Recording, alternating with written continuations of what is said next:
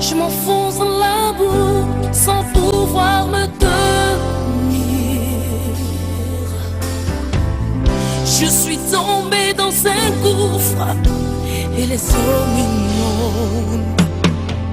Oui, Dieu, envoie ton esprit sur ma vie.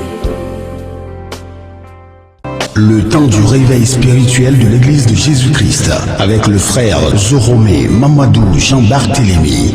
Vous connaîtrez la vérité et la vérité vous affranchira. Bonjour frères et sœurs en Christ. Que la paix du Seigneur, la paix du Saint-Esprit soit notre partage et qu'en ces temps difficiles, le cœur de tous les élus ne se trouble point, mais que nous tous, nous soyons attachés à Jésus-Christ qui est le rémunérateur de notre foi et en qui nous avons le repos. Nous bénissons le Seigneur ce matin et nous lui disons merci pour la guérison qu'il accorde à tous ceux qui aujourd'hui sont atteints de ce coronavirus, ce virus que le monde entier craint, ce virus qui fait paniquer le monde entier. Aussi, nous disons merci au Seigneur. Nous le bénissons pour tous ceux qui sont en prison et qui souffrent. Que la paix de Dieu soit leur partage. Que les murs des prisons spirituelles qui les enferment s'écroulent et qu'ils soient délivrés au nom de Jésus. Je prie que le cœur de tous les juges soit incliné en leur faveur afin qu'ils soient élargis, qu'ils soient libérés. Je prie pour tous ceux qui sont malades de quelque douleur dont ils souffrent, que Dieu se souvienne d'eux et que par notre Seigneur Jésus-Christ, ils retrouvent la guérison.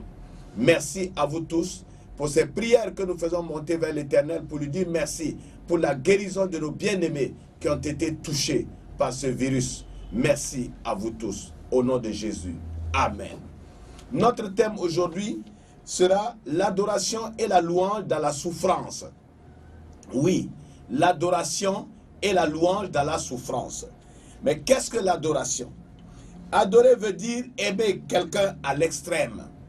Dans le langage courant, on entend dire, par exemple, j'adore les mangues, c'est-à-dire j'aime les mangues. Dans le sens religieux, adorer un Dieu, c'est lui témoigner l'amour et la révérence, c'est-à-dire l'honneur extrême. Mais comment adore-t-on Dieu? En effet, si nous disons qu'adorer Dieu, c'est lui témoigner notre amour et notre révérence, comment le faire alors que nous ne le voyons pas? Alors qu'il n'est pas comme un objet ou une nourriture qui nous fera plaisir. Tous les humains de la terre adorent directement ou indirectement Dieu. Les uns se prosternent ou même se jettent par terre. D'autres offrent des objets, des nourritures, des animaux, des fleurs. D'autres encore font des cérémonies, des rites divers. Mais qu'est-ce que l'adoration pour un chrétien? Adorer Dieu, c'est effectivement faire de lui un révérend, l'élever à l'extrême, lui démontrer qu'il est la seule personne qui mérite l'honneur et la gloire. 1 Chroniques chapitre 29, versets 11 à 12. Car adorer Dieu, premièrement, c'est le connaître. Car peut-on aimer celui qu'on ne connaît pas et qu'on n'a jamais vu? Deuxièmement, adorer Dieu, c'est lui rappeler ce qu'il est, tel qu'il s'est révélé aux hommes. Car aucun humain n'a vu Dieu sous une forme physique et n'a parlé avec lui en dehors de Moïse. Nombre chapitre 12, verset 8. Exode chapitre 33, verset 11. Chapitre 33, verset 19 à 23. Adorer Dieu, c'est lui offrir notre corps sans péché, pendant que nous lui rappelons qui il est. C'est à l'image de Jésus-Christ qui lui offrit son propre corps à la croix, sans aucun péché, en signe d'adoration, en signe de son amour. Romains chapitre 12, verset 1. Adorer Dieu, c'est agir et parler comme il nous l'a montré lui-même. C'est être comme lui, pur, saint, intègre, miséricordieux, compatissant. 1 Pierre chapitre 1 verset 16. Lévitique chapitre 20 verset 26. Lui-même nous a rappelé qu'il nous a fait pour que nous soyons comme lui, que nous soyons comme des dieux. Psaume chapitre 82, verset 6. Qu'est-ce que la louange pour un chrétien? À Moïse, Dieu avait dit de rappeler au peuple d'Israël tout ce qu'il avait fait pour eux pendant les 40 années qu'ils avaient passé dans le désert, tout ce qu'il avait fait pour eux avant qu'il ne les délivre de l'Égypte. Il leur avait dit de rappeler à tous leurs enfants de génération en génération l'élection, car il les avait choisis d'entre tous les peuples de la terre pour faire d'eux son peuple et qu'il soit leur Dieu. Deutéronome chapitre 7, verset 6. Il demandait à Moïse de leur dire, de rappeler la promesse de délivrance et celle d'une terre où coule le lait et le miel. Deutéronome chapitre 8, verset 1. Il leur avait dit de se rappeler et de rappeler à leurs enfants la Pâque en souvenir de la mort qui s'abattit sur les premiers-nés de toute l'Égypte sans qu'ils ne soient touchés. Il avait dit de leur rappeler la mer qu'il avait fendue pour les délivrer de la mort devant l'armée de Pharaon. De leur rappeler le souvenir des souffrances durant les 40 années dans le désert. Deutéronome chapitre 8, versets 2 à 3. De leur rappeler enfin sa providence, c'est-à-dire le fait qu'il les ait nourris pendant 40 ans dans le désert de manière miraculeuse. Dieu voulait qu'Israël se souvienne de toutes ces choses de génération en génération, qu'il le relate chacun à sa descendance afin que cela ne soit point oublié. Deutéronome chapitre 8, versets 1 à 19.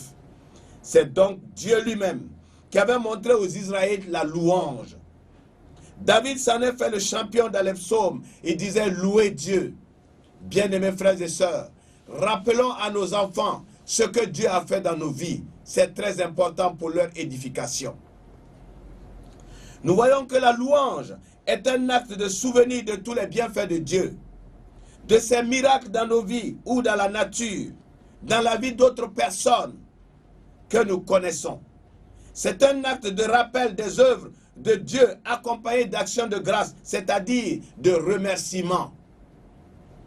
Le mot louange dans la langue grecque, eineo, et dans la langue hébraïque, hillel, voulait dire pousser des cris. C'est ce que firent les Juifs dans le temple jusqu'à sa destruction 40 années après le départ de notre Seigneur Jésus-Christ de la terre. Cependant, ni Jésus et ni les apôtres n'adorèrent ou ne louèrent Dieu de cette façon, faite de cris, de bruits d'instruments et de danse comme le faisaient les Juifs. Jésus avait même prophétisé la fin de cette adoration quand il parla un jour avec une femme samaritaine devant un puits. Il lui avait dit en substance, « Femme, crois-moi, l'heure vient où ce ne sera ni sur cette montagne, ni à Jérusalem que vous adorerez le Père. » Jean chapitre 4, verset 21. Quelle adoration le Seigneur avait-il montré aux apôtres dans le monde et au monde? Je dis bien, quelle adoration le Seigneur Jésus-Christ avait-il montré aux apôtres et au monde entier? En effet, nous n'avons nul verset par lequel nous pouvons dire qu'il participa à cette manière de louer Dieu ou de l'adorer avec des cris, des bruits d'instruments, avec des danses, comme les Israélites l'avaient appris par les psaumes du roi David. Nous n'avons pas de verset où Jésus-Christ adora Dieu en immolant des animaux ou en faisant les sacrifices que l'Éternel avait ordonné à Moïse de montrer aux Israélites. Nous n'avons point de verset où il observa le sabbat, quoique Dieu avait dit de tuer tout Israélite qui ne l'observait pas. Exode chapitre 31, verset 14.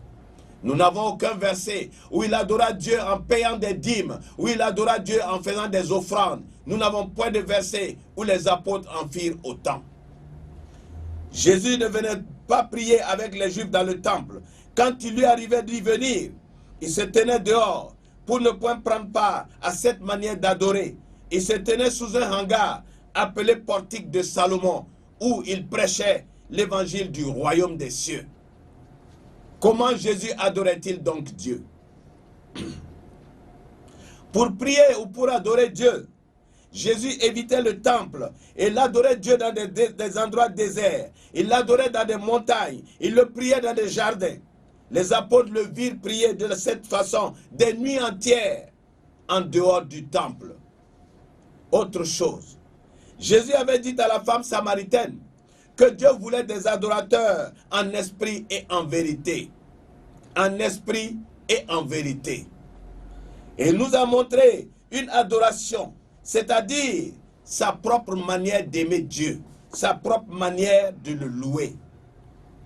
Avant lui, et en même temps qu'il fut à Jérusalem, l'adoration juive était festive, comme nous le faisons aujourd'hui dans nos églises, dans nos temples, et consistait à faire du bruit, à faire de la musique d'instruments, à des pas de danse, en des offrandes diverses, comme les chrétiens évangéliques ont adopté plusieurs siècles après le départ de notre Seigneur Jésus-Christ.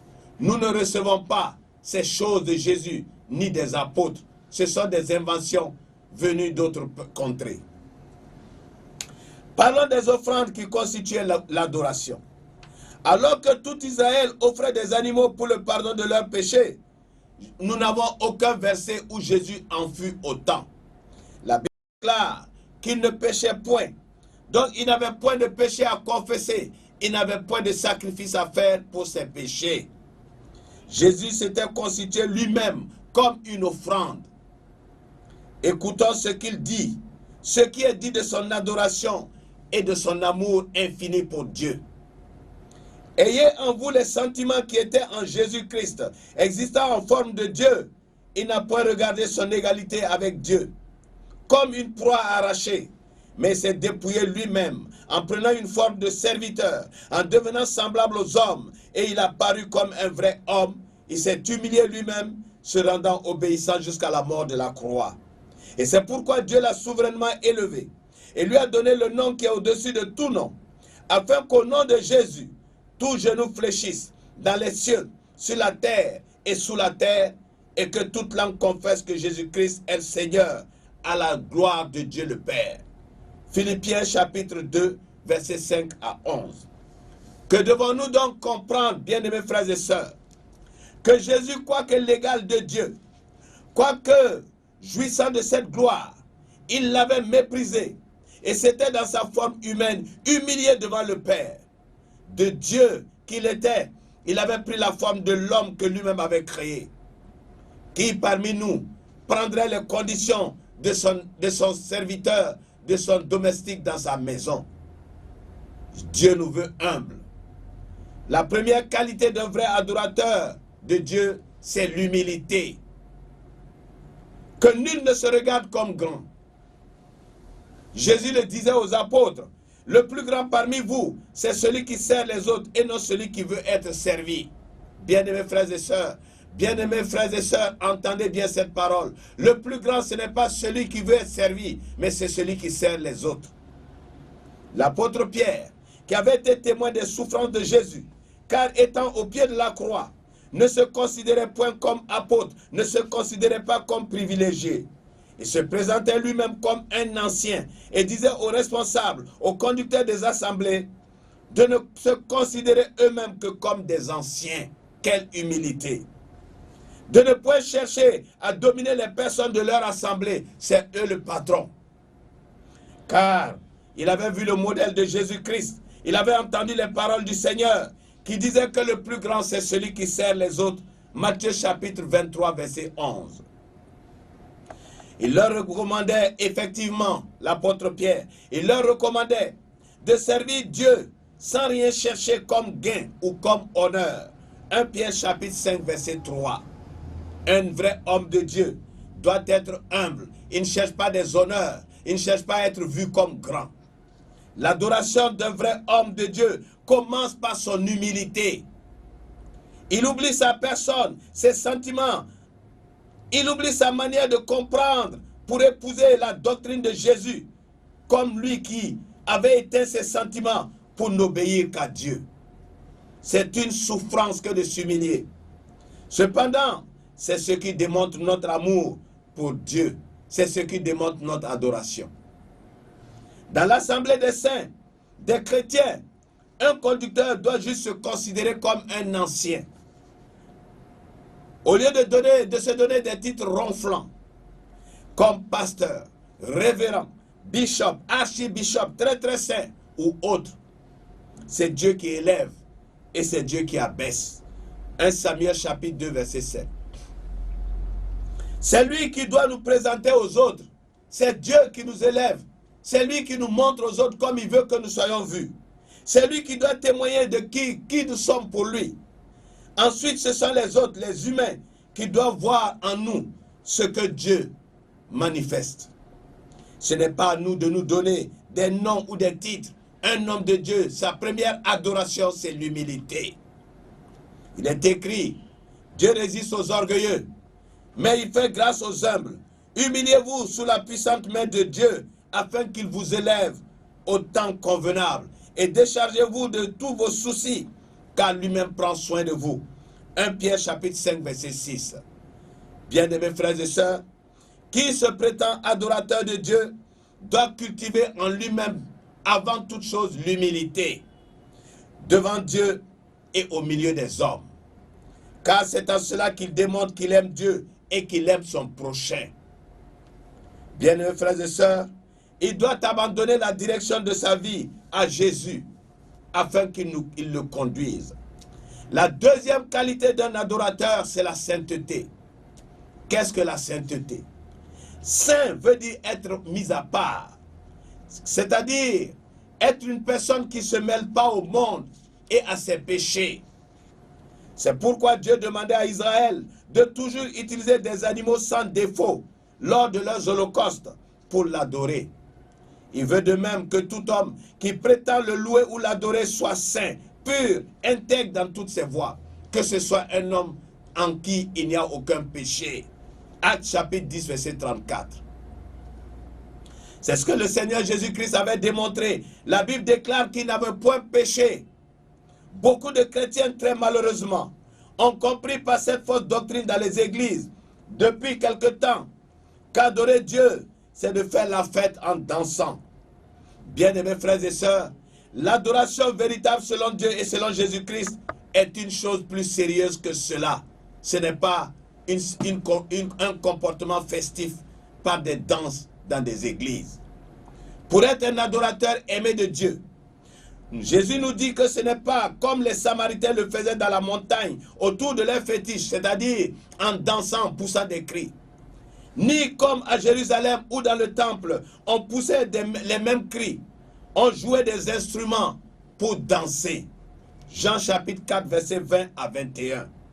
L'adoration et la louange sont des actes plus sérieux que cette plaisanterie des églises de nos jours, dites évangéliques, qui ont comme doctrine de danser au son des orchestres pour louer ou adorer Dieu. Quelqu'un aurait-il dans la Bible un verset nous rapportant de telles choses, de tels comportements de la part des apôtres et de Jésus? Que c'est malheureux, je dirais très malheureux, quand on rencontre des prétendus chrétiens qui défendent ces choses bec et ongle, qui défendent qu'il faut danser et que c'est cela qui est loué ou adoré Dieu. Jésus et les apôtres ne connaissaient-ils pas les psaumes de David? En savons-nous plus que Jésus et les apôtres qui chantaient des cantiques, des hymnes et qui priaient tout simplement? Le Seigneur déclare que cette manière d'adorer Dieu en dansant comme ils ont compris à travers les psaumes de David était finie.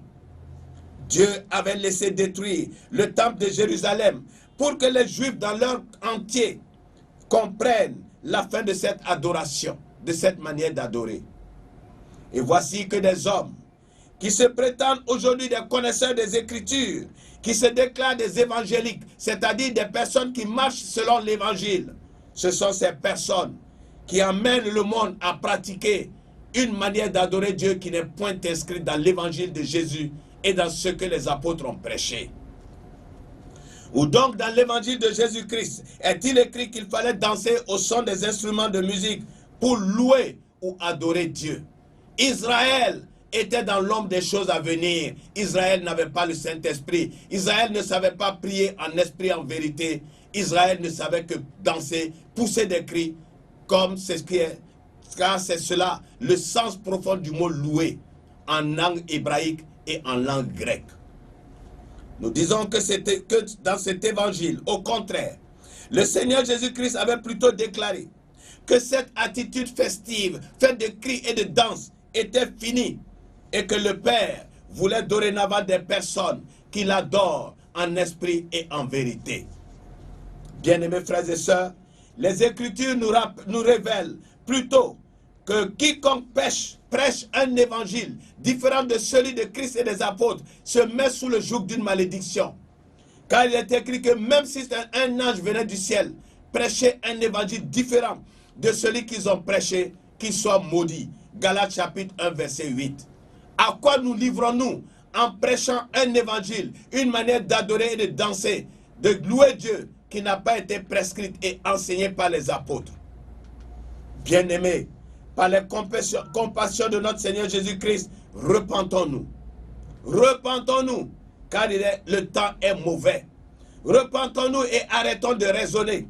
Repentons-nous et arrêtons de croire que ces plaisirs dans les églises sont une manière valable et demandée par Dieu pour le louer et l'adorer. Ne voyons-nous pas que le monde se comporte de la même manière? Les églises nagent toutes dans ce qui est faux, dans des choses inventées. Nos doctrines ne sont pas de Jésus, lequel nous a bien prévenu que c'est lui le chemin, la vérité et la vie. Nul ne vient au Père en pratiquant ce qu'il veut, qui est en dehors des recommandations de Jésus-Christ qu'il a confiées aux apôtres pour nous montrer. Rejetons ce qui n'avait point enseigné, même si cela nous paraît beau. Rejetons les doctrines d'adoration actuelles qui n'ont aucun fondement en lui et dans les actes des apôtres. L'adoration véritable selon le Seigneur implique une véritable mise à part, la sainteté. On n'adore pas Dieu comme dans le monde, pas des danses et pas des instruments. La troisième qualité d'un adorateur est le fait d'accepter la souffrance. La souffrance.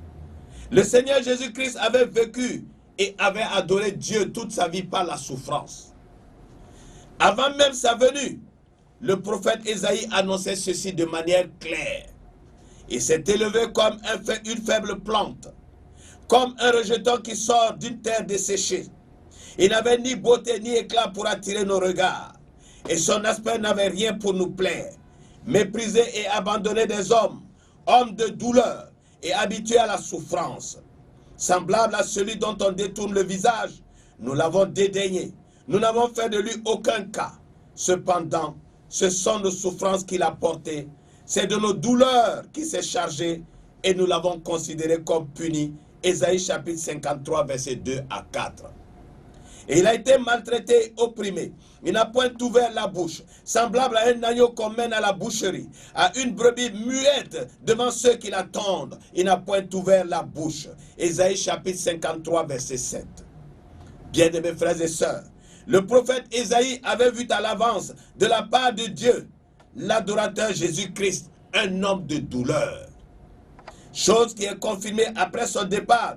Quand nous en lisons le témoignage dans les Actes des Apôtres, il convenait en effet que celui pour qui et par qui toutes choses ont été faites et qui voulait conduire une multitude de fils à la gloire est élevé à la perfection par la souffrance, le prince de leur salut. Hébreux chapitre 2 verset 10.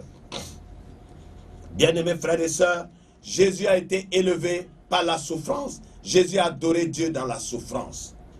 Bien-aimés, beaucoup de personnes qui se disent aujourd'hui chrétiennes ne peuvent comprendre que le fait d'accepter la souffrance est une démonstration que nous aimons Dieu. Car beaucoup d'entre nous sont venus dans les églises à travers des souffrances qu'ils voulaient résoudre. Certains ne pouvaient pas avoir des enfants. Et ils ont entendu qu'en venant dans une église, ils en auront. D'autres ont entendu que s'ils y venaient dans les églises, ils auront du travail ou une bonne situation. Beaucoup y sont venus, ayant été convaincus que cela les protégerait des sorciers du village dont ils ont peur. D'autres encore sont venus pour des besoins tels que le fait que leurs affaires marchent. D'autres encore y sont venus pour la guérison ou pour le fait que rien ne va dans leur vie. Mais je voudrais vous dire, bien-aimés frères et sœurs, qu'en somme la plupart des chrétiens, surtout en Afrique, se sont retrouvés dans des églises, non pour le salut en Jésus-Christ, mais pour que ils aient une vie meilleure, une vie la plus meilleure possible.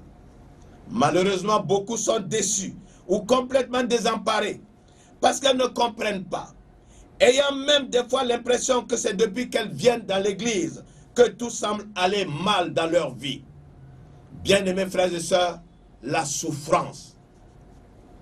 Venir à Christ ne veut pas dire, comme de nombreux pasteurs ou prétendus prophètes le prêchent, que tout va aller comme sur des roulettes dans notre vie.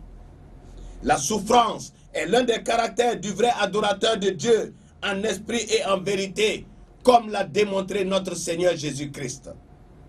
Notre Seigneur Jésus-Christ, venu au monde pour nous aider et pour nous sauver, avait été élevé par le Père dans la souffrance. Regardez, le Seigneur avait paru dans le monde pour détruire les œuvres du diable. 1 Jean chapitre 3 verset 8. Il n'était pas venu pour s'amuser, pour danser dans des temples comme nous le faisons aujourd'hui. Il était venu dans le monde comme un commando contre Satan.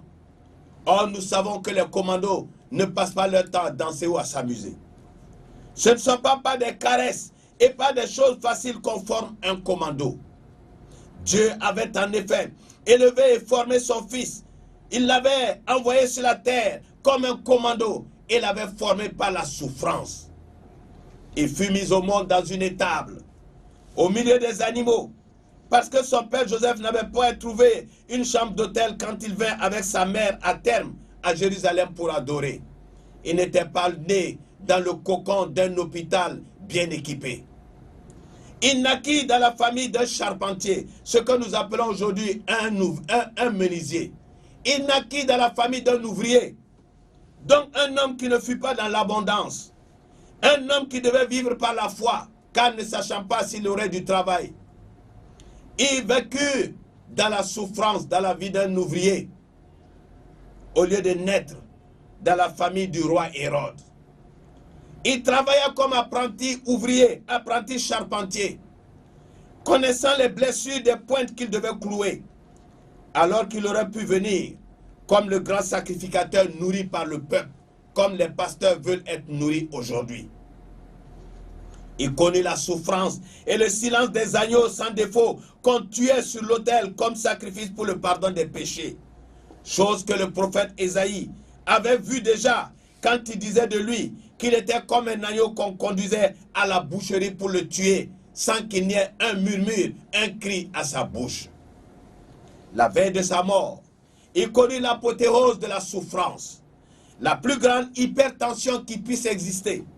Car lorsque la tension d'un homme devient trop élevée, les veines se rompent et au niveau du nez, dont les veines sont plus fragiles, cette personne saigne. On dit qu'elle saigne du nez. Mais Jésus a connu plus que cela. La manifestation du stress à la veille de sa crucifixion fut telle que l'hypertension vint à son paroxysme, tel qu'aucun homme ne l'a vu et ne le verra jusqu'à la fin du monde. La Bible déclare qu'il se rendit dans la montagne des Oliviers dans un lieu appelé Jardin de Gethsémanée pour y prier. Et cette prière fut si intense qu'à un certain moment, sa sueur perlait comme des grumeaux de sang qui tombaient par terre. Des grumeaux, c'est-à-dire des grains de sang qui tombaient par terre. Luc chapitre 22, versets 40 à 44. Cela est-il dit de quel homme sur la terre que la sueur qui tombe de son front perle comme des grains de riz qui sont du sang? Jésus seul a connu cela. Quel homme sur la terre peut se targuer d'avoir connu une telle souffrance? Parlons d'un homme qui s'appela Job. En dehors de notre Seigneur Jésus-Christ, la Bible nous déclare ou nous montre un homme qui adora Dieu dans la souffrance. En effet, il y avait dans le pays d'Uz un homme qui s'appelait Job. Et cet homme était intègre et droit. Il craignait Dieu et se détournait du mal. Il lui naquit 7 fils et 3 filles. Il possédait 7000 brebis, 3000 chameaux, 500 paires de bœufs, 500 ânesses et un très grand nombre de serviteurs. Et cet homme était le plus éminent, le plus riche et le plus considéré de tous les fils de l'Orient. Job chapitre 1, versets 1 à 3. Et cet homme craignait tant Dieu qu'il se détournait de tout péché. Il était si intègre, c'est-à-dire marchait exactement selon ce que Dieu voulait, qu'il faisait tous les jours des sacrifices pour ses propres enfants, craignant qu'il n'ait commis un péché. Regardez jusqu'à quel point cet homme craignait Dieu. Job chapitre 1, verset 4 à 5. Il y eut une causerie un jour entre Dieu et Satan, le père du mal, à propos de cet homme intègre et juste. Car celui-ci, le diable bien sûr, se trouva au milieu des enfants de Dieu venus devant lui pour l'adorer. Job chapitre 1, verset 6. Bien-aimés frères et sœurs, retenons que le diable est présent dans nos assemblées. Retenons qu'il est présent dans nos églises. Retenons que c'est lui qui nous inspire toute adoration qui n'est pas faite selon Jésus-Christ et selon les apôtres. Nos adorations actuelles, faites de danse et de cris, que nous prétendons nous être inspirés par David, ne contiennent pas la vérité, car c'est Jésus-Christ seul qui nous a montré ce qui pouvait renverser les œuvres du diable. C'est le cas de le dire, que toutes les manières d'adorer qui ne sont pas conformes à celles de Jésus-Christ et des apôtres, bien-aimés frères et sœurs, viennent de Satan. Il trompe les enfants de Dieu avec tout ce qui est agréable, car il sait que l'homme aime les plaisirs. De nombreux chrétiens, ignorant l'histoire de l'Église depuis le départ de notre Seigneur Jésus-Christ, croient à cette doctrine des Églises qui prennent appui sur David pour justifier ce qu'ils font et qui est faux. Ce n'est pas en David que nous avons la vérité. Le seul homme qui a été donné, intermédiaire entre nous et Dieu, c'est Jésus-Christ homme, ce n'est pas David. Bien-aimés frères et sœurs, Satan nous inspire des doctrines et nous les voyons si belles que nous croyons qu'elles sont vraies. La doctrine des dîmes et des offrandes n'est pas une adoration demandée par Dieu aux chrétiens. Jésus ne l'a point fait, il ne nous a point indiqué. Arrêtons de nous laisser flatter, car bien-aimés frères et sœurs, les temps sont mauvais.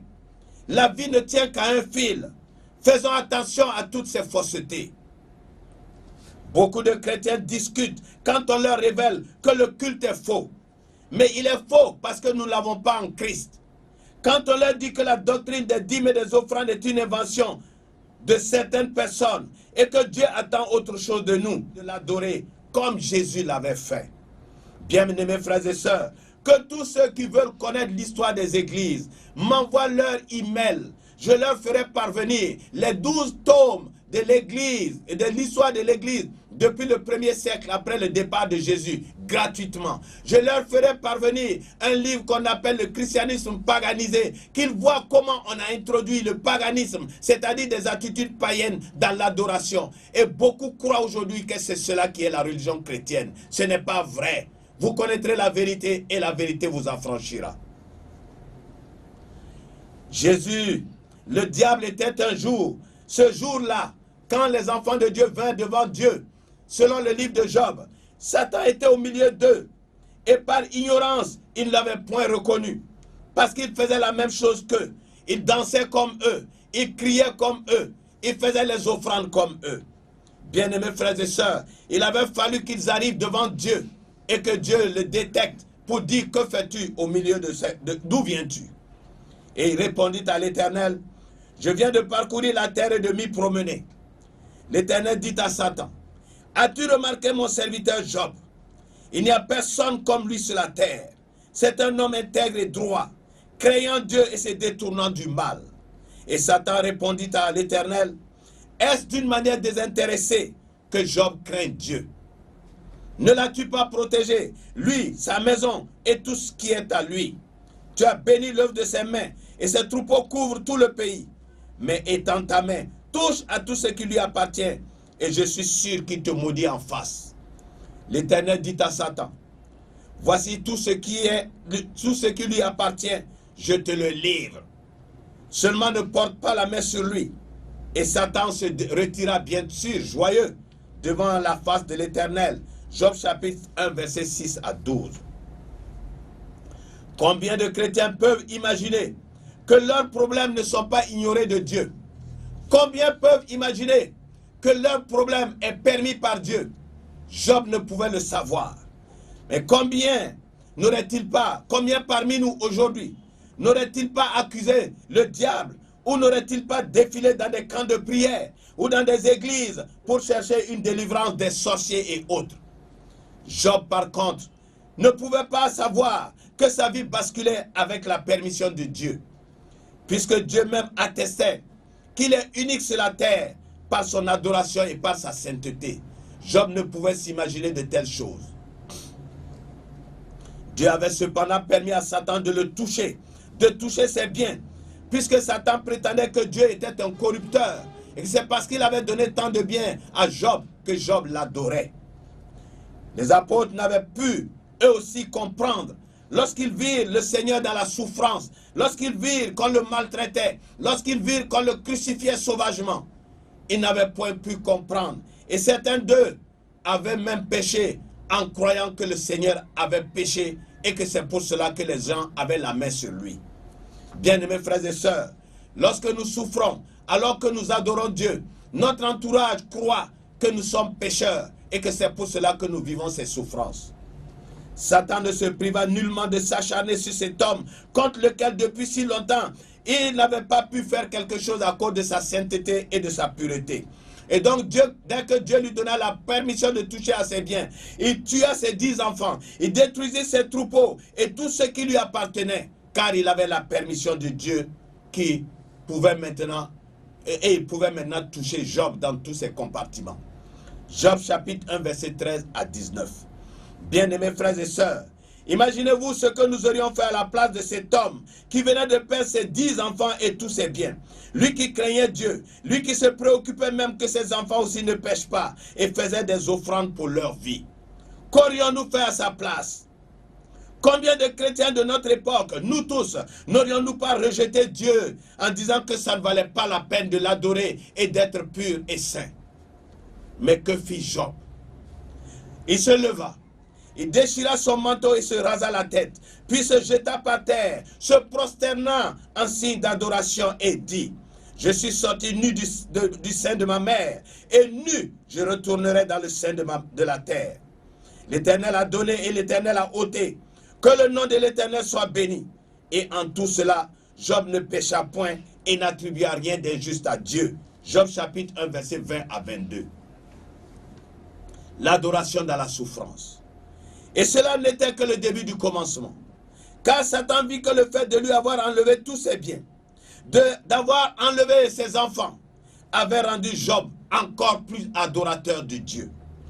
Il revint donc à la charge, encore caché au milieu des enfants de Dieu, lequel lui posa la même question et lui redit son admiration pour cet homme qui, quoique touché dans sa chair, touché dans ses biens, continuait d'adorer Dieu en esprit et en vérité.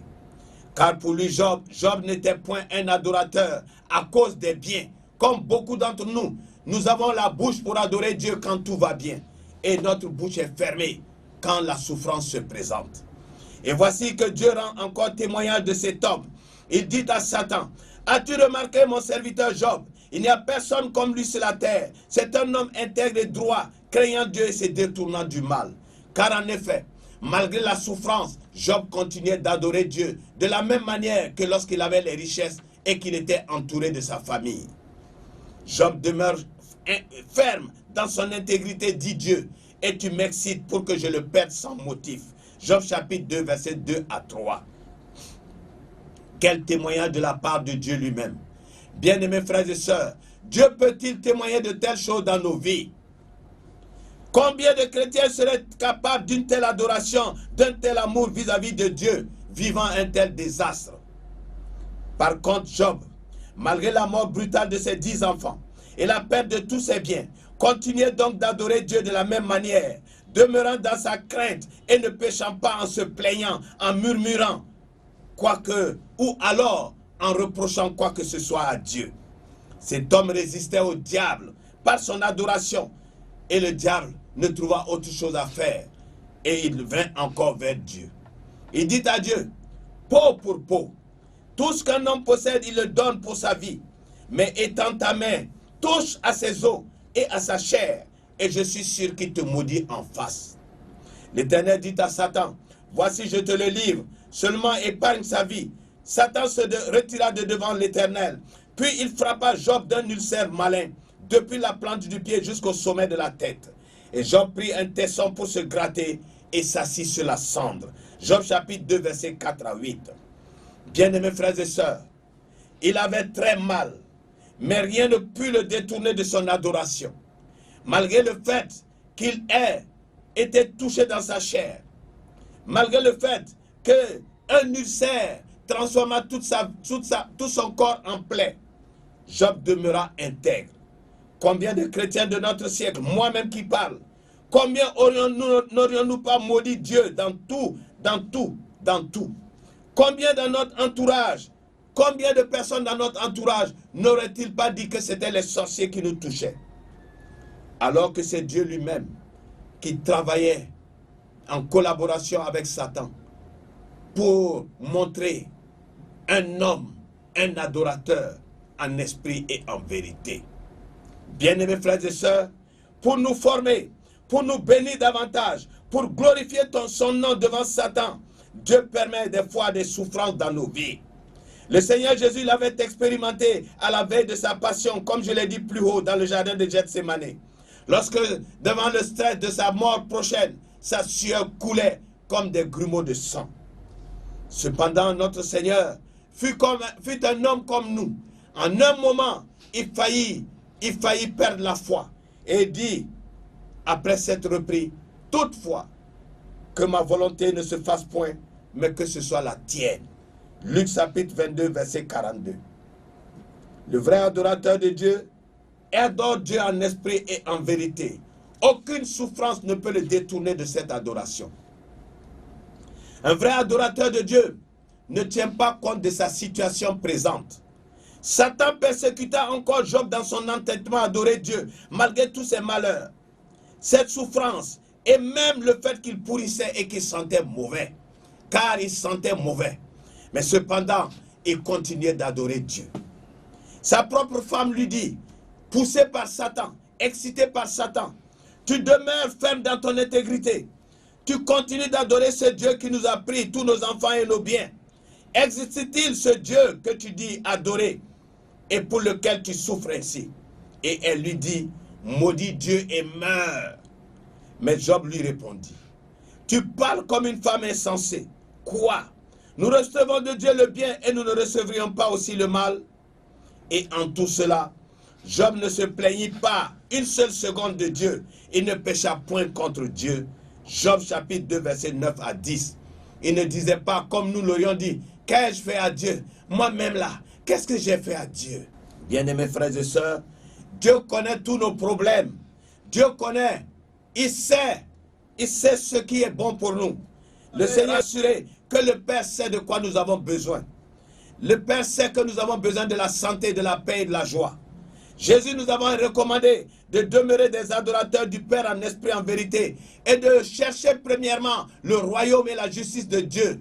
Or, dans le royaume et de Dieu, on est adorateur. La justice de Dieu, c'est de pratiquer ce qu'il nous a montré, quelles que soient les circonstances. Matthieu chapitre 6, verset 31 à 32.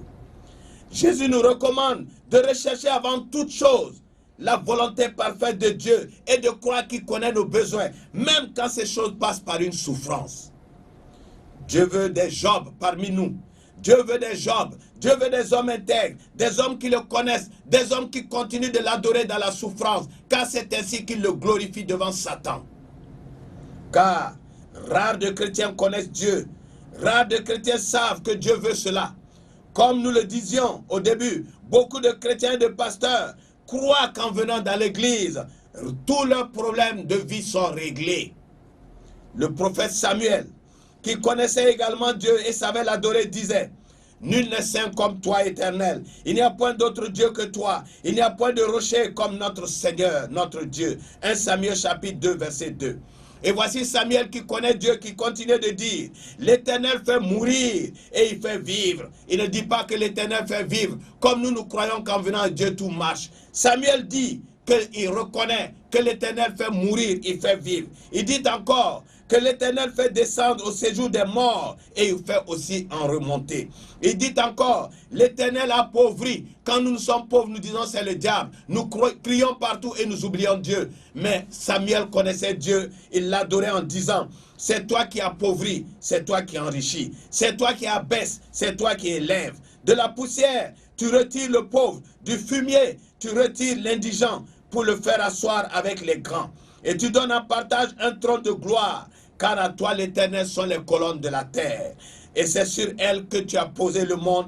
1 Samuel chapitre 2 versets 6 à 8. Samuel connaissait Dieu et savait comment on l'adore, comme Job le faisait.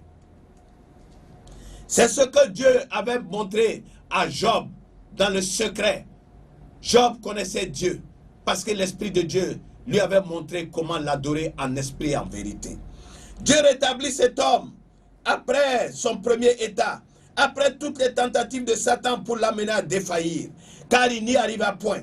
Il fit venir même ses anciens amis, Satan fit venir même ses anciens amis, qui sans compassion vinrent pour lui dire que tout ce qui lui arrivait venait du péché. Comme aujourd'hui, des hommes qui se disent des hommes de Dieu et qui n'ont aucune compassion, nous disent que ce que nous vivons vient des sorciers. Ils n'ont aucune révélation que Dieu permet des choses pour nous amener vers d'autres dimensions dans notre foi. Bien-aimés frères et sœurs, retenons que la vie avec Dieu, la marche avec Christ est semée d'embûches qui éprouve notre foi et notre adoration. Jésus dit de passer par la porte étroite. Jésus dit de passer par la voie resserrée qui mène à la vie éternelle. Cette voie est semée d'embûches. Ce n'est pas une voie de joie. Car la voie qui est large, la porte qui est large, la voie qui est large mène à la perdition. Bien-aimés frères et sœurs, sachez que le malheur atteint souvent le juste, mais que l'Éternel en délivre toujours. Psaume 34, verset 20. Il n'est pas dit que la vie d'un enfant de Dieu est cool comme une rivière. Ne croyons pas que le fait d'être en Christ fait que nous ne devons plus souffrir. Job était un homme intègre, un homme qui était mieux que nous, qui vivait dans la pure sainteté. Mais Dieu permit qu'il soit éprouvé pour le bénir encore plus. Dieu finit par chasser le diable et ramena dans la vie de son serviteur Job la preuve de son adoration. Il bénit la dernière partie de sa vie plus que la première, car il lui donna de posséder 14 000 brebis, 6 000 chameaux, 1000 paires de bœufs et 1000 ânesses. Il eut de nouveau 7 fils et 3 filles, comme il avait auparavant. Il eut les filles les plus belles de tout le pays. Il vécut 140 ans après ce temps de déboire. Job chapitre 42, versets 12 à 17. Sachez que si nous vivons dans l'intégrité, dans l'adoration parfaite, malgré la souffrance, ce qui nous attend est supérieur à ce que nous avons connu par le passé. Bien-aimés frères et sœurs, soyons de vrais adorateurs de Dieu en esprit et en vérité, car Dieu siège dans la louange et l'adoration de son peuple. Dieu ne siège pas dans nos cris, Dieu ne siège pas dans nos pleurs, Dieu ne siège pas dans nos plaintes, Dieu ne siège pas dans nos inquiétudes et nos soucis. Bien-aimés frères et sœurs, mettons notre confiance en Dieu et sachons qu'il ne permettra jamais que nous ayons honte si nous marchons dans la justice et dans la sainteté. La quatrième qualité d'un vrai adorateur est le fait d'observer le temps. Tout chrétien devrait faire sans cesse la même prière que Moïse lui adressa dans le désert lorsqu'il ne savait pas quand ils atteindraient la terre promise. Chacun de nous ne sait pas quand il vivra le bonheur, ou chacun de nous vit un bonheur qui est en train de lui échapper et il ne sait pas ce que Dieu est en train de faire. Moïse disait, enseigne-nous à bien compter nos temps, nos jours, afin que nous appliquions notre cœur à la sagesse. Psaume chapitre 90, verset 12. Il ne faudrait pas que le temps qui est en train le temps que nous passons dans ce désert nous amène à nous détourner de toi. Enseigne-nous à compter nos jours, afin que nous sachions marcher comme tu veux. Pourquoi devrions-nous faire cette prière, bien-aimés frères et sœurs? C'est pour que chacun retienne et comprenne qu'est-ce qui l'a amené à être chrétien. Est-il venu à Christ pour le salut?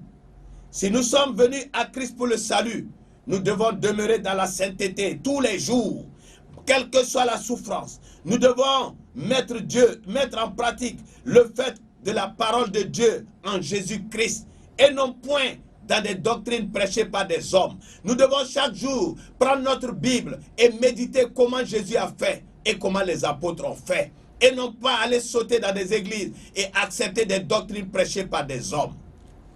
Pour cela, un chrétien véritable devrait à chaque instant de sa vie confesser tout péché, ne jamais s'endormir avec un péché non confessé, car le Seigneur nous l'a révélé, son retour viendra comme celui d'un voleur. Et si le Seigneur n'est pas encore revenu, la mort de quiconque arrive sans qu'il ne l'ait prévu. Ne dormons jamais avec un péché que nous n'avons point confessé. Le Seigneur nous révèle qu'il reviendra à la fin de ce monde. Cette fois-ci, il viendra et personne ne le saura. On ne le verra pas, mais il viendra pour juger les vivants et les morts. On ne saura pas quand il viendra, mais il dit tout œil le verra. Nous devrions donc faire cette prière, car nul ne sait qu'à quelle heure le Seigneur viendra. Enseigne-nous à compter nos jours, afin que nous puissions appliquer notre cœur à la sagesse, c'est-à-dire à marcher comme tu veux. Beaucoup de chrétiens lisant dans le livre de l'Apocalypse s'arrêtent sur le chiffre 666, le chiffre de la bête, comme cela est écrit dans le livre de l'Apocalypse, Apocalypse chapitre 13, versets 16 à 18. Les chrétiens de tous âges, retenez bien-aimés, ont spéculé sur ces chiffres. Ils l'ont cherché, ils ont cherché à l'interpréter. Et jusque-là, personne, je dis bien personne, n'a pu comprendre ce que cela veut dire, car Dieu l'a caché aux hommes. Mais nous ne savons pas que le Seigneur Jésus-Christ nous l'a déchiffré. Nous ne savons pas que l'apôtre Jean, lui qui a eu ce songe, l'a même déchiffré sans le savoir. À chaque fois, on trouve une personne qu'on regarde comme étant l'antéchrist. Au premier siècle de la chrétienté, c'est-à-dire 100 ans après le départ de Jésus-Christ, certains chrétiens additionnèrent les chiffres romains et obtinrent 666 et conclurent donc que l'antéchrist devait être un empereur romain. Et quand il vit Néron qui brûlait la ville de Rome, il conclut que c'était lui l'antéchrist. Peine perdue. Jésus ne vint point au temps de Néron. Au deuxième siècle, c'est-à-dire 200 années après le départ de Jésus, certains additionnèrent des chiffres grecs et des lettres, et ils firent des calculs, et ils parvinrent, comme on avait fait avec les chiffres romains. Plusieurs chrétiens après, prenant le nom d'Hitler et utilisant un code qu'ils avaient défini, concluent que l'antéchrist qui devait venir avant le retour de Jésus était Hitler. Hitler est mort et Jésus n'est pas revenu. Aujourd'hui encore, on entend des chrétiens qui disent être des prophètes et des connaisseurs, qui spéculent sur le nom de la voiture du président des États-Unis appelée la bête. D'autres encore spéculent sur le fait que la sécurité sociale des États-Unis envisage d'introduire une puce électronique dans la main des adhérents, pour dire que c'est de cela qu'il s'agit et que c'est cela qui explique le songe que Jean avait eu relativement à la fin des temps.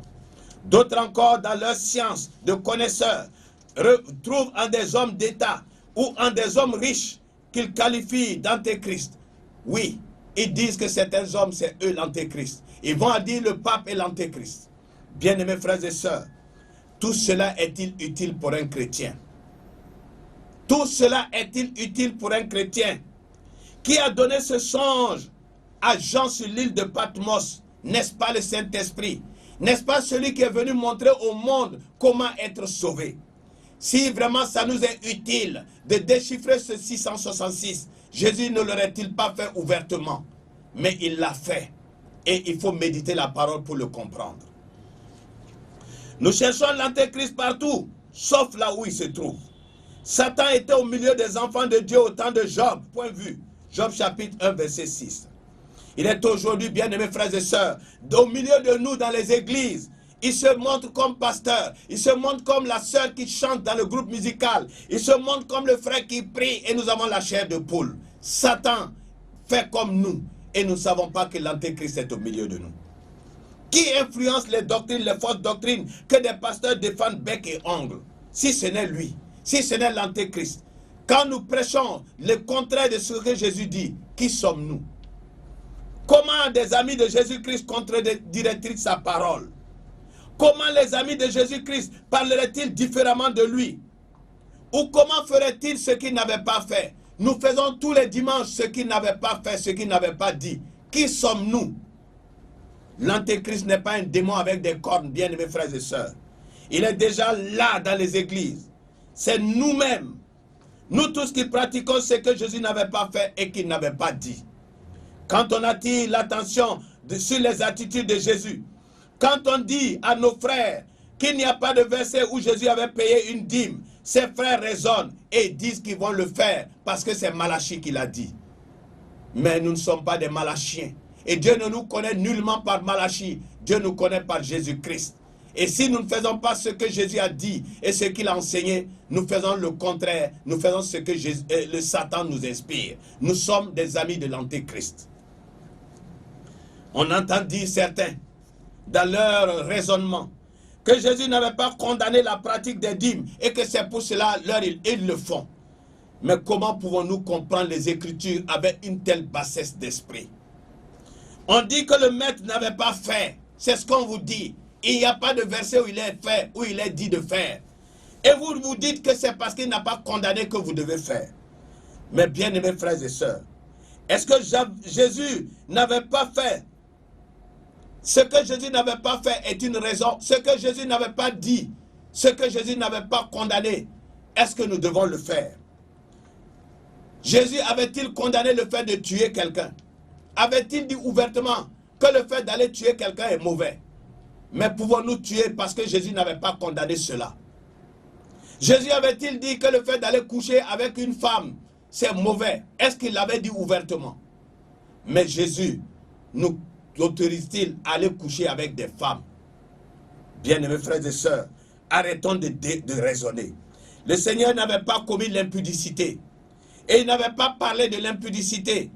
Mais Jésus, parce qu'il n'avait pas parlé de l'impudicité, sommes-nous autorisés à aller commettre l'impudicité? Bien-aimés frères et sœurs, nous sommes ridicules quand nous voulons raisonner. Nous disons que Jésus est le chemin, la vérité et la vie. A-t-il payé une dîme? Montrez. A-t-il fait une offrande? Montrez. Les apôtres l'ont-ils fait? Montrez. Arrêtez de spéculer, de nous parler de Malachie. Dieu ne nous connaît qu'en Jésus-Christ.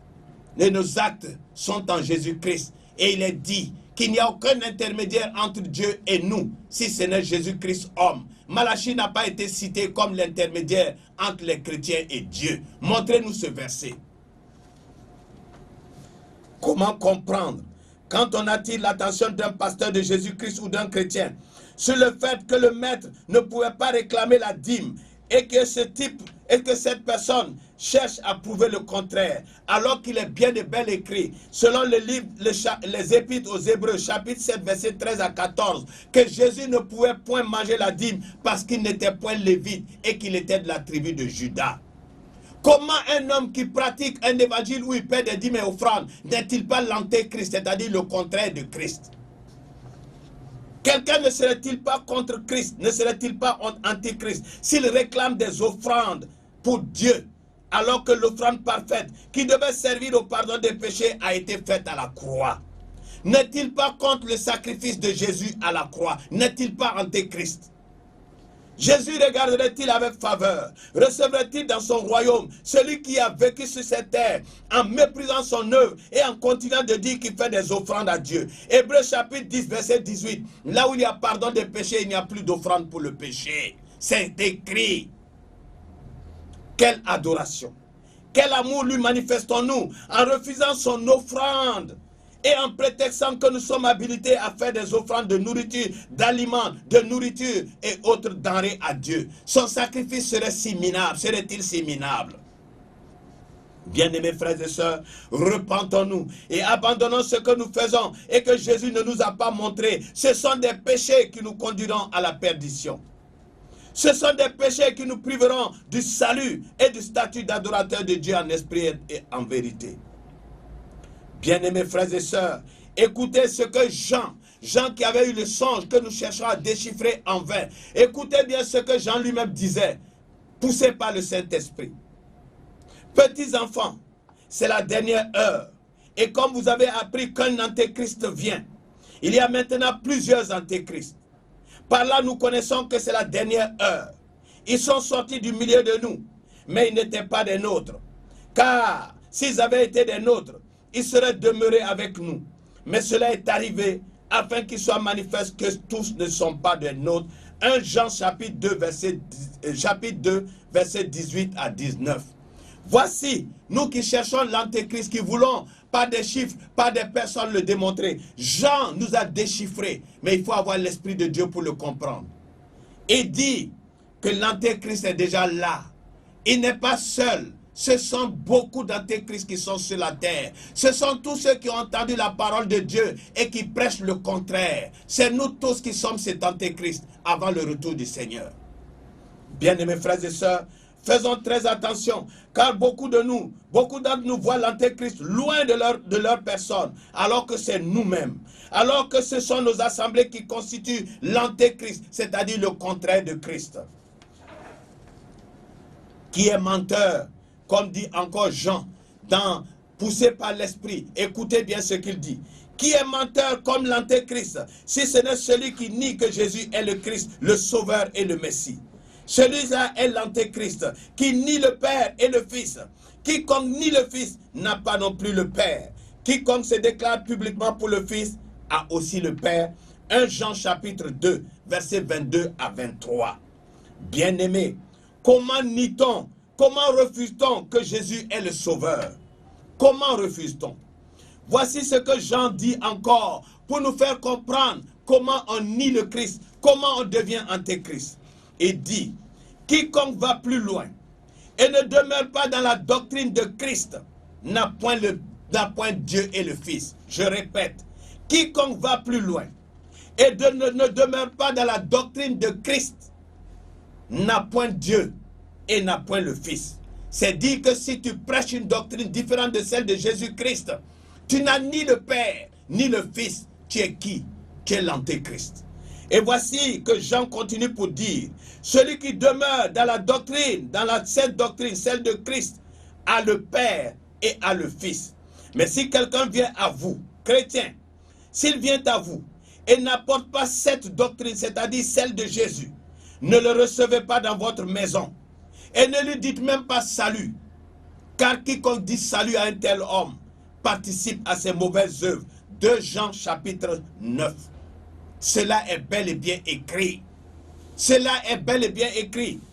Que quiconque va plus loin, se disant connaisseur, docteur, pasteur, prophète, et qui prêche autre chose que Jésus-Christ, la doctrine de Jésus, Jean révèle qu'il n'a point le Père, il n'a point Dieu. Regardez tout ce que nous faisons et nous croyons que c'est de Dieu. Bien-aimés frères et sœurs, quiconque refuse de pratiquer exactement ce que Jésus avait montré, ni le Père, il refuse le Père, il refuse le Fils, il refuse ce qu'ils disent. Quiconque refuse de se comporter ou de parler comme Jésus, refuse en réalité le Père et le Fils. Et comment donc sera-t-il sauvé? Car Jésus déclarait encore que les paroles qu'il disait ne venaient pas de lui, mais que ces paroles venaient du Père qu'il avait envoyé. Donc si tu ne fais pas ce que Jésus a dit, et que tu fais ce que des hommes ont dit, tu fais ça de la part de qui si ce n'est du diable? Jean chapitre 14 verset 10, Jean chapitre 14 verset 24, Jésus disait que tout ce qu'il disait venait du Père. Qui refuse de suivre exactement ce que Jésus avait dit et fait, de refuser ce que Jésus avait dit et fait, refuse en réalité la parole de Dieu. Comment pourrait-il prétendre adorer Dieu s'il dit le contraire de ce que Jésus a dit et de ce que Jésus a fait? Les temps sont mauvais, bien-aimés frères et sœurs. Cessons de raisonner et de vouloir agir et utiliser des passages de la Bible pour vouloir justifier nos incapacités et ce que nous prêchons qui est faux. Repentons-nous. Bien-aimés frères et sœurs, qui est l'auteur des Écritures? Je pose la question. Qui est la parole? N'est-ce pas celui qui est venu sur la terre et qui avait dit, je suis le chemin, la vérité et la vie, Jean chapitre 14, verset 6, et qui avait dit que nul ne vient au Père que par lui? Comment verra-t-on le Père avec nos fausses doctrines et nos explications et notre intelligence humaine? Aucune autre voie, aucune doctrine différente de celle de Jésus ne permettra à quiconque de toucher, de joindre le Père. Que celui qui a de l'intelligence comprenne ce soir ce que dit l'Esprit. Bien-aimés frères et sœurs, repentons-nous et ne pratiquons que ce que Jésus avait révélé aux apôtres pour nous le montrer. Quiconque dit et quiconque fait ce que Jésus n'avait ni dit ni fait est contre lui, car il est menteur. Or, quiconque est menteur est l'antéchrist. C'est l'antéchrist qui ment parce qu'il dit le contraire de ce que Jésus a dit et fait le contraire de ce que Jésus-Christ avait fait. Le Seigneur lui-même nous donne une révélation de taille. Il dit que celui qui n'assemble pas avec lui disperse. Et celui qui n'est pas avec lui est contre lui. Il est donc antéchrist. Matthieu chapitre 11 verset 30. Il dit encore, vous êtes mes amis si vous faites ce que je vous commande. Jean chapitre 15 verset 14. Et je pose la question à tout chrétien et à tout pasteur. Qui sommes-nous si nous ne faisons pas ce qu'il commande? Sommes-nous ses amis? Qui sommes-nous si ce ne sont des antéchrists? Bien-aimés frères et sœurs, les temps se rapprochent. Prions Dieu afin qu'il nous apprenne à bien compter nos jours, afin que nous appliquions notre cœur à la sagesse, à l'observation intégrale de ce que Jésus avait dit et fait. Au lieu d'être en train d'interpréter sans révélation le livre de l'Apocalypse, ne voyons-nous pas que ce que nous voulons interpréter, comprendre par notre intelligence humaine, nous avait déjà été déchiffré par celui-là même qui a eu le songe. Que cela nous avait été déchiffré par celui-là même qui avait donné cette parole à Jean sur l'île de Patmos. Pendant que certains recherchent le chiffre 666, Jésus nous parle. Pendant que nous recherchons à des hommes l'antéchrist, Jésus nous parle. Les apôtres lui avaient demandé quand viendra le jour de son retour. Comme nous cherchons cela en voulant interpréter 666. Méditons un peu ce que Jésus avait dit aux apôtres quand il lui avait posé la question. Eux, ils n'avaient pas cherché à interpréter quelque chose. Il lui avait demandé quand est-ce que viendra ce temps. Et voici ce qu'il leur avait dit et qui est pour nous tous. Il dit, ce qui arriva du temps de Noé arrivera de même au jour du Fils de l'homme. Les hommes mangeaient, buvaient, se mariaient et mariaient leurs enfants, jusqu'au jour où Noé entra dans l'arche. Le déluge vint et les fit tous périr. Luc chapitre 17, verset 27. Noé, le prédicateur de justice, avait en son temps prêché la repentance pendant de très longues années. L'histoire nous dit 150 ans. Et les gens se moquaient de lui, plutôt préoccupés par le sexe, par le mariage. N'est-il pas ainsi de notre temps? Le mariage, en réalité, le plaisir, la recherche du sexe. Quelqu'un ne voit-il pas que c'est le même temps que nous vivons aujourd'hui, où les hommes mangent, boivent, font la fête, se marient leurs enfants? Combien d'enfants aujourd'hui, qui sont encore des enfants, ne connaissent-ils pas le sexe? Aujourd'hui, on a dit même que le sexe est un besoin naturel. Aujourd'hui, tous les enfants d'une manière générale connaissent le rapport sexuel. Ils ont des copains, ils ont des copines sans se marier. Le sexe est devenu quelque chose de commun. Alors que c'est à cause du sexe que Dieu avait noyé la terre au temps de Noé. Et Jésus nous dit que lorsque nous verrons que le monde est attiré par le sexe, par les plaisirs, se marier leurs enfants, acheter, manger, quand nous verrons ces choses, que nous sachions qu'il est à la porte. Et nous laissons cela et nous allons chercher l'interprétation de 666. Dans la Bible, les fils de Dieu virent que les filles des hommes étaient belles et ils en prirent pour femmes parmi toutes celles qu'ils choisirent. Genèse chapitre 6, verset 1 à 2. C'est l'amour du sexe qui avait amené Dieu à noyer la terre au temps de Noé. Et Jésus nous dit que lorsque nous verrons ces choses, de savoir qu'il n'est pas loin. Bien-aimés frères et sœurs, le Seigneur nous dit encore, il nous donne encore une autre révélation de taille. Il dit, ce qui arriva du temps de Lot arrivera pareillement. Les hommes mangeaient, buvaient, achetaient, vendaient, plantaient, bâtissaient. Mais le jour où Lot sortit de Sodome, une pluie de soufre et de feu tomba du ciel et les fit tous périr.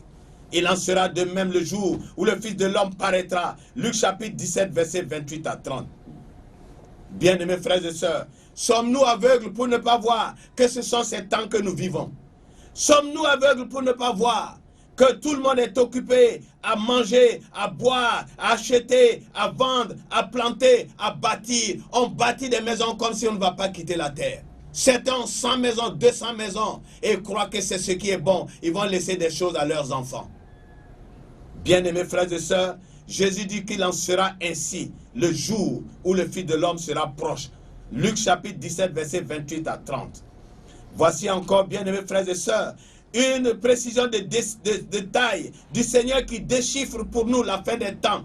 Que celui qui a l'Esprit de Dieu comprenne ce que dit l'Esprit. Seigneur, je te prie de nous apprendre à bien compter nos jours, afin que nous apprenions à marcher selon ta sagesse.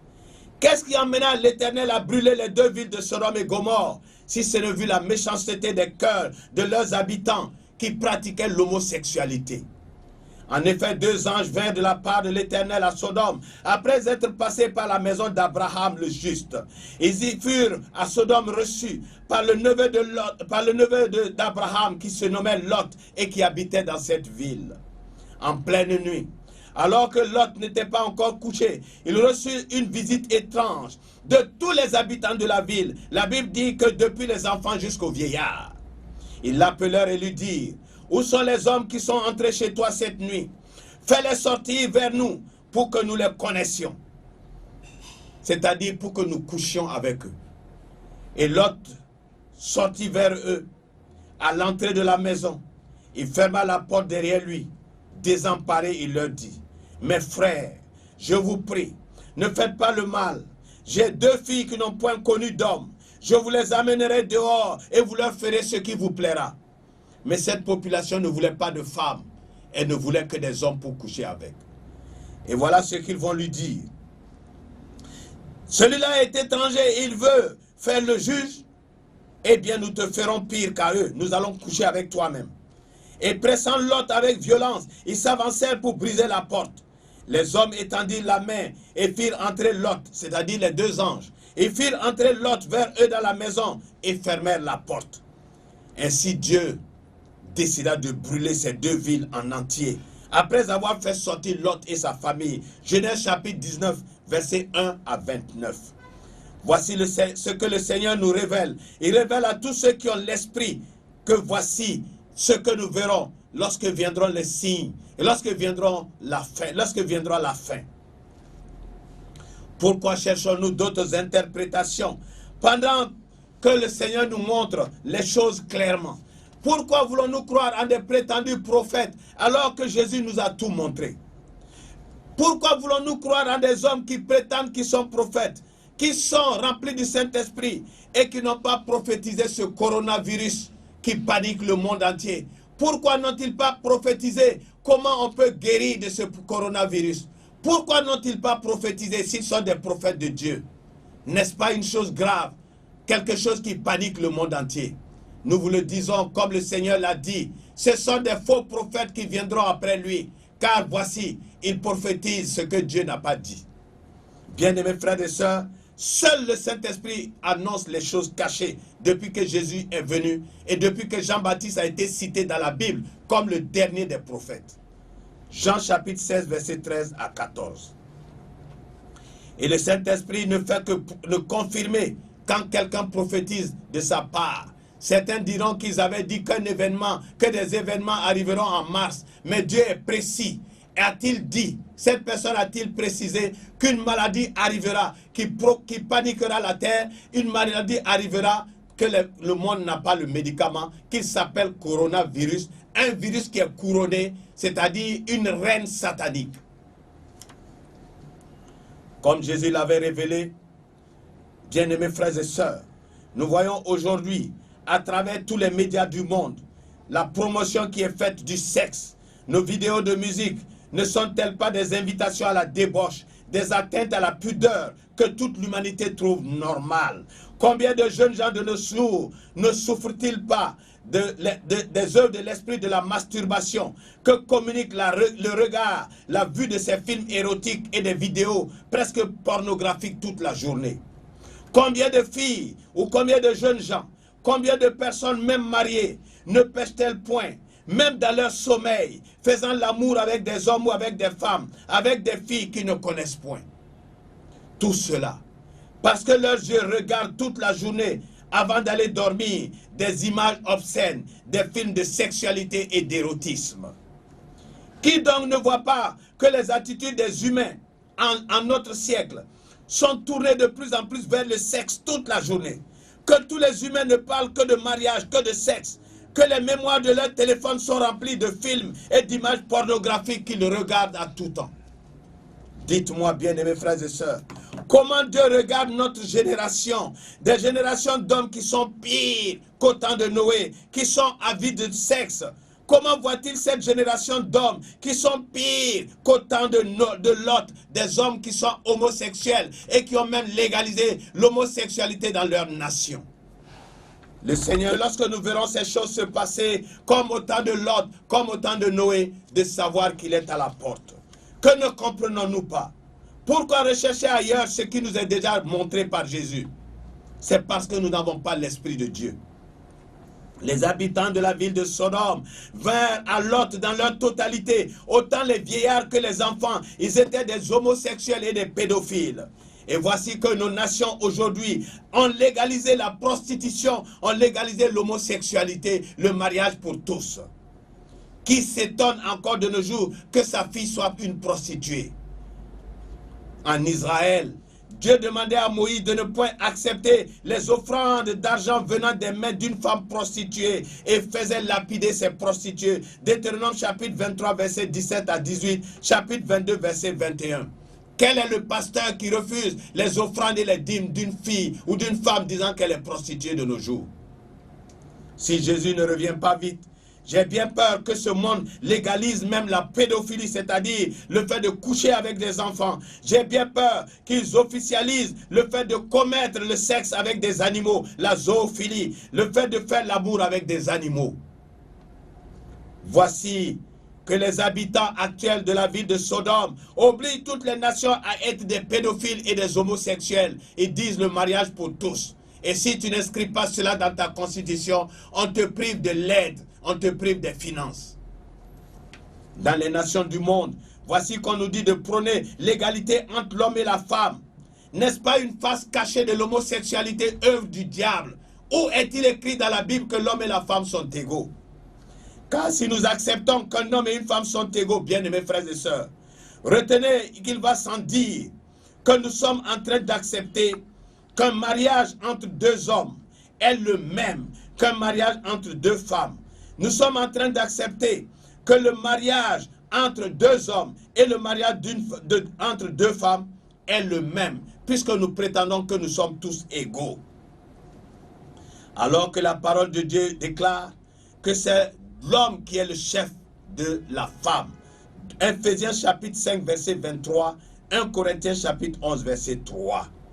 Si quelqu'un accepte que l'homme et la femme sont égaux, les habitants de Sodome actuels ne sont-ils pas en train de l'amener à accepter que le mariage entre deux hommes, entre deux femmes, est le même qu'un mariage entre un homme et une femme? N'est-ce pas ce qu'il est en train d'accepter de la part des habitants de Sodome et de Gomorrhe? Le Seigneur Jésus nous révèle que lorsque nous verrons que toutes les pensées de l'homme, le front, quand nous verrons que toutes les pensées de l'homme sont tournées vers le péché, le front dont il est question en Apocalypse, quand nous verrons que la main de droite, c'est-à-dire toutes les décisions, tous les actes humains sont tournés vers le péché, la main droite dont parle Apocalypse, ce sont les actions de l'homme, les décisions de l'homme. Quand nous verrons que toutes ces choses sont tournées vers le péché, c'est que Christ n'est pas loin. Il ne s'agit pas d'un nombre. Comme il est écrit lorsqu'on dit le chiffre de la bête, ça veut dire le signe de la bête, le signe de Satan qui est le péché. La prophétie n'est-il pas claire que ce qui arriva à Sodome et Gomorrhe arrivera sur la terre sera brûlée. Apocalypse chapitre 8 verset 7. C'est tout simplement que tout homme n'ignore point que le jour de son départ de la terre est aussi la fin du monde pour lui. Regardons aujourd'hui le réchauffement climatique et tous les dérangements qui en découlent. Ne sont-elles pas des choses devant nos yeux dans le monde pour nous convaincre que la terre sera brûlée? Le monde est inconscient et refuse de croire aux Écritures. Il est occupé à chercher des vaccins. C'est normal, parce qu'il ne connaît pas Dieu. Il est occupé à chercher des vaccins qui lui procureront de l'argent, parce qu'il est cupide et avide. Mais pourquoi ce monde-là, qui dit qu'il est puissant, qui dit qu'il peut tout, pourquoi ce monde ne bombarde-t-il pas le virus avec les bombes atomiques? L'adoration véritable d'un enfant de Dieu, bien-aimés frères et sœurs, doit être basée sur la confiance en Dieu. Que devons-nous faire? Celui qui ne voit pas les signes de cette fin n'est qu'un aveugle. Regardons comment tout le monde entier panique à cause d'un virus que les yeux ne voient pas. Toutes les nations ne dépensent-elles point de l'argent des sommes folles? Ne fournissent-elles pas de grandes énergies et n'accomplissent-elles pas des prouesses scientifiques dans les recherches pour obtenir la bombe atomique, pour tuer les autres et pour se prémunir de toute attaque?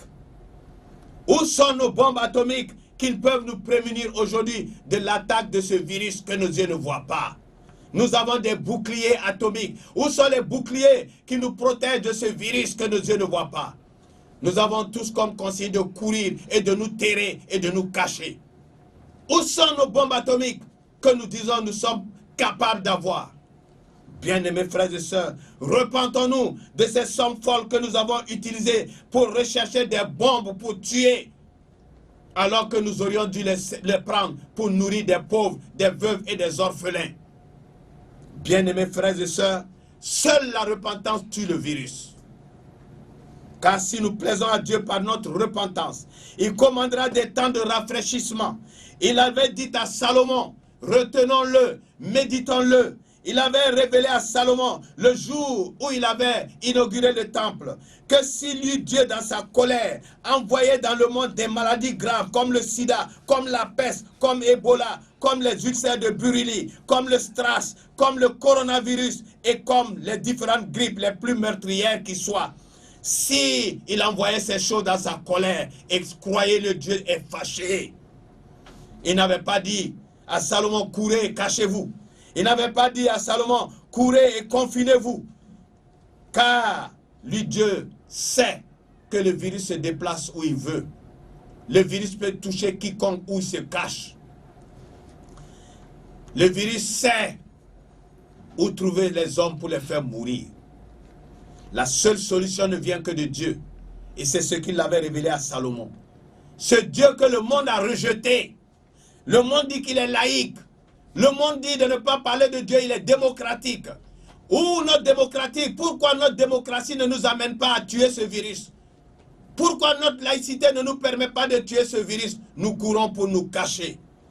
Dieu avait montré à Salomon comment il fallait faire. Il lui avait dit dans sa colère, s'il envoyait un virus, s'il envoyait la peste, et que les hommes ne savaient que faire, il dit à Salomon que si son église, c'est-à-dire le peuple sur qui son nom est invoqué, s'humilie, prie, cherche sa face, et s'il se détourne de ses mauvaises voies, il avait dit qu'il l'exaucera des cieux, il avait dit qu'il pardonnera son péché et qu'il guérira son pays. Donc Dieu ne guérit ce monde, Dieu ne délivre ce monde que par la repentance et les prières des chrétiens. 2 Chroniques chapitre 7 verset 13 à 14. Ce coronavirus est permis par Dieu pour avertir son peuple de l'imminence du retour de Jésus-Christ. Ce coronavirus est permis par Dieu, que celui qui a l'Esprit de Dieu comprenne ces choses. Nous disons que tous les hommes sont interconnectés. Un seul homme a toussé en Chine et le monde entier est enrhumé. Comment pouvons-nous comprendre ces choses? Où sont nos boucliers atomiques? Où sont nos boucliers pour nous garder? Seule la repentance de nos péchés, de toutes les œuvres que nous commettons, de cette homosexualité, de l'amour du sexe, des fausses doctrines que nous prêchons dans les églises, sauf cette repentance nous permettra de guérir. Et je prie aujourd'hui, et je crois qu'il est bon de dire à tous ceux qui ont l'Esprit de Dieu, jeûnons et prions, prenons des temps de jeûne et de prière. Le temps n'est pas à danser dans des églises. C'est pourquoi Dieu permet qu'on nous dise de fermer les églises. C'est pourquoi Dieu permet que nous soyons, disons-nous, persécutés. Mais ce n'est pas la persécution, c'est Dieu qui permet ces choses. Que chacun prie, que chacun jeûne. Rassemblons-nous à 2, 3, 4 dans nos maisons. Rassemblons-nous en famille. Jeûnons, prions. Confessons nos péchés, confessons les péchés des hommes de Dieu, confessons les péchés des églises, demandons pardon à Dieu. C'est cela qui tuera un virus, si puissant soit-il, car aucun virus n'est au-dessus de Dieu. Bien-aimés frères et sœurs, repentons-nous dans nos familles et arrêtons de fermer nos oreilles. Demandons pardon à Dieu et changeons. C'est vrai, les soins d'abord, les précautions humaines et médicales d'accord, mais Dieu, c'est Dieu qui soigne, c'est Dieu qui guérit. C'est pourquoi je lui dis merci ce soir. De ce qu'il a guéri, tous ceux qui sont touchés, je sais qu'il l'a fait, car il dit de croire et nous le verrons s'accomplir. Et je crois que Dieu l'a fait au nom de Jésus-Christ. Bien-aimés frères et sœurs, repentons-nous, car la fin de toute chose est proche, si ce n'est qu'elle est accomplie. Le Seigneur Jésus-Christ nous disait quelque chose de très important. Que notre cœur, que votre cœur ne se trouble point. Croyons en Dieu et croyez en moi. Jean chapitre 14, verset 1. N'ayons pas peur. N'ayons pas cette frousse des hommes. C'est vrai qu'il faut respecter les consignes, car nous devons honorer les autorités. Mais nous devons savoir du fin de nos maisons que ce que nous devons faire le plus, c'est d'honorer Dieu et sa parole. Jeûnons, prions, intercédons, confessons nos péchés. Personne ne pourra par la peur et par ses craintes ajouter une coudée à sa vie. Si Dieu décide que c'est fini, c'est fini. Matthieu chapitre 6, verset 27. Adoptons l'attitude de Moïse, qui dans sa détresse priait Dieu en lui disant « Apprends-moi à bien compter mes jours, afin que j'applique mon cœur à la sagesse. » Psaume 90, verset 12. Bien-aimés frères et sœurs, le conseil pour chacun de nous est que nous réalisions en quel temps nous sommes et que nous appliquions notre cœur à suivre vraiment Jésus dans tout ce qu'il a dit et dans ce qu'il a fait. Arrêtons d'être les antéchrists, car nous croyons en cette religion que nous pratiquons, elle n'est pas vraie. La chrétienté actuelle est fausse, elle n'est pas de Jésus, elle n'est pas des apôtres. Qui ne veut pas regarder, ce n'est pas vrai. Bien-aimés frères et sœurs, que personne ne s'endorme avec un péché non confessé. Renonçons à cette sexualité dont Dieu a horreur. Que ceux qui pratiquent l'homosexualité s'en repentent. Prions pour ceux que nous connaissons comme étant des homosexuels. Prions pour toutes ces personnes qui sont sous le joug de ce démon. Prions pour tous nos frères, pour toutes nos sœurs qui sont malades, comme je l'ai dit tout à l'heure. Prions pour ceux qui sont atteints. Et arrêtons de dire des bêtises, car c'est Dieu qui a permis. Et il sait pourquoi. Pasteurs, chrétiens de tout niveau, le temps n'est plus à la plaisanterie et aux critiques et aux calomnies. Le temps n'est pas aux choses agréables, à des danses. C'est bien même qu'on nous ait empêchés de le faire et que nous allons nous asseoir pour méditer la vraie parole. Renonçons à ces fausses doctrines de dîmes et des offrandes, à cette doctrine de danse pour louer Dieu, à ce culte de bling-bling, à ce culte de joie, à ce culte de plaisir. Renonçons, car cela ne nous avait pas montré ces choses. Dans la souffrance, sachons adorer Dieu. Pratiquons le vrai culte, qui est le don de nos corps à Dieu sans péché, car c'est cela le culte que Dieu attend de nous. Romains chapitre 12, verset 1. C'est en cela que nous prierons et Dieu nous écoutera et nous exaucera. Souvenons-nous plus que jamais des pauvres, des veuves, des orphelins. C'est cela la vraie religion devant Dieu. Jacques chapitre 1, verset 27. Rappelons-nous et pardonnons-nous, pardonnons aux autres. Si nous voulons que Dieu nous pardonne, faisons-nous aussi pardonner afin que Dieu nous guérisse et nous affranchisse de tous les jours et nous protège de cette maladie. Que notre cœur ne se trouble point. Si nous pratiquons ce qui est de Jésus, sachons, bien-aimés frères et sœurs, que quiconque pratique ce que Jésus avait enseigné est agréable à Dieu. Quiconque craint Dieu et pratique ce qui est juste est agréable à Dieu. Actes chapitre 10, verset 34. Si nous vivons selon Jésus et non selon nos fausses doctrines, nous serons à l'abri du Tout-Puissant et nous vivrons sous son nom, donc sous sa protection.